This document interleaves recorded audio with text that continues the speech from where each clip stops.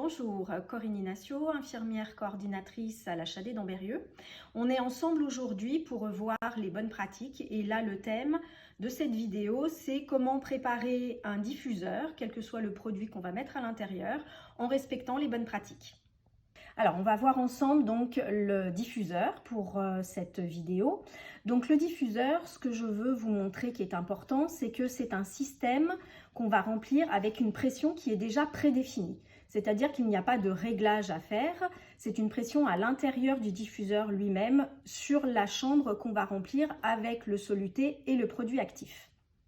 Donc vous pouvez voir ici qu'il y a un système de graduation qui donne une idée approximative mais relativement juste des quantités de soluté qui restent dans le diffuseur une fois qu'on l'a rempli. Ça permet à l'infirmière, à l'infirmier de vérifier que le diffuseur passe correctement et ça permet aussi aux familles et aux patients de voir que le produit s'injecte progressivement, lentement et qu'il n'y a pas d'inquiétude à avoir parce qu'on ne voit pas le produit passer. Donc pour commencer, bien sûr, soit un lavage des mains, soit l'utilisation du gel hydroalcoolique en fonction des difficultés que vous pouvez rencontrer au domicile. On sait que c'est vrai que ce n'est pas toujours très simple. Vous avez toujours du gel hydroalcoolique à disposition dans le matériel qu'on vous livre chez les patients. Donc, vous allez prendre votre seringue, le trocard,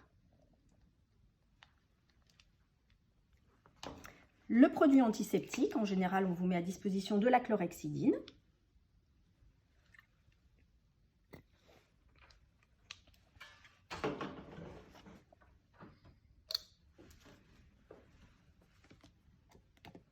Vous ouvrez votre opercule et vous allez commencer par prélever donc 50 ml du produit soluté afin de remplir le diffuseur.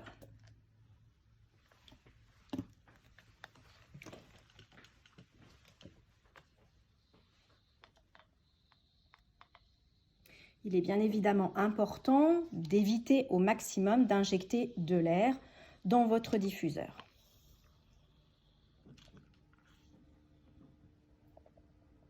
Donc là, je suis à 50, je vais repousser un petit peu. Je vais piéger mes bulles d'air afin de les éjecter. Cela étant fait, je vais retirer mon trocard que je laisse dans mon plateau et je prends mon diffuseur et je vais injecter par la petite valve où vous avez le robinet bleu. Vous dévissez, vous gardez précieusement le petit robinet.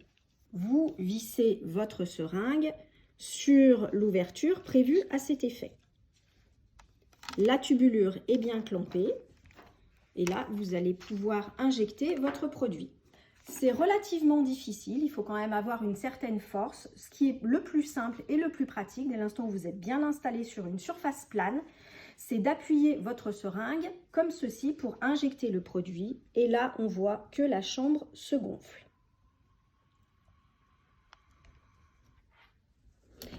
Ceci étant fait, vous dévissez la seringue. Attention de bien rester en propre et vous remettez votre petit bouchon. Une fois que vous avez mis votre première seringue de soluté dans le diffuseur, vous allez maintenant prendre votre produit actif. Alors, pourquoi le faire dans cet ordre-là?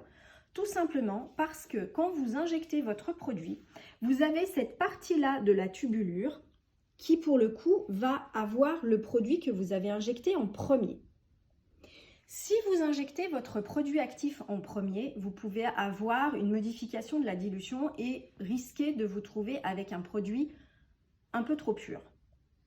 Donc c'est vrai qu'on a une dilution qui est à respecter, c'est pour ça que je préconise toujours de faire cette étape-là dans ce sens-là. Donc pour ce faire, j'ai pris un soluté de sérum physiologique pour illustrer le geste.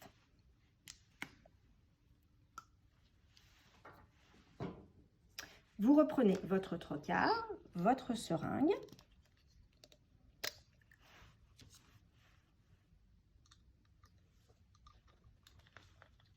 Et on va procéder comme suit.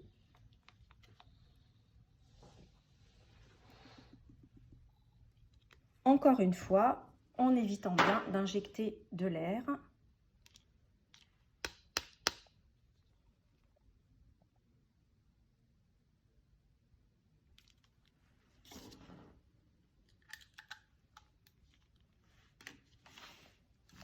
On reprend notre diffuseur.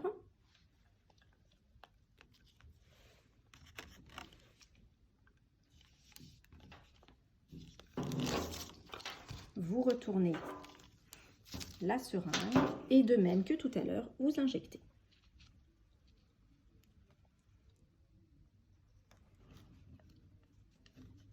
Vous pouvez constater que dans notre diffuseur, nous avons une bulle d'air. Celle-ci ne peut être enlevée. Elle fait partie du dispositif, mais ça n'est pas un danger pour le patient. Il n'y a aucun risque d'injection de cette bulle d'air lors de la diffusion du produit. Vous refermez avec votre petit bouchon. Et vous procédez comme cela jusqu'à la fin de la préparation de votre diffuseur pour la quantité prescrite en fonction de la concentration qui est sur votre prescription médicale. Donc là, je vais continuer la préparation du diffuseur jusqu'à avoir une quantité totale de 240 ml puisque c'est la préparation sur un diffuseur pour 24 heures.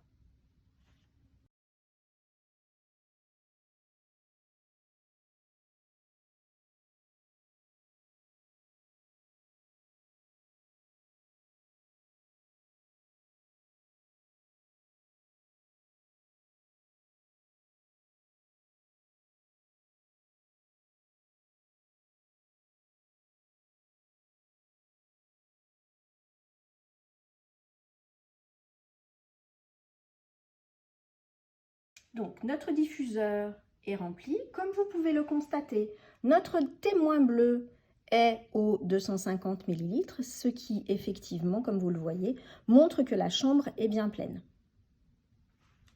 Ensuite, une fois que tout est plein, vous allez déclamper ici. Et le produit, par la pression, va arriver jusqu'à l'extrémité et vous le vérifiez en attendant la petite perle de produit qui est là. Vous rebouchez et vous clampez. Nos diffuseurs ont un petit dispositif ici, mais qui n'a pas besoin d'être collé sur la peau du patient. Certains le sont, mais pas ceux que nous utilisons. Recommandation très importante à communiquer à vos patients. Nos diffuseurs, ceux-ci comme d'autres, sont sensibles à la chaleur. Plus il fait chaud, plus le diffuseur va avoir tendance à diffuser rapidement.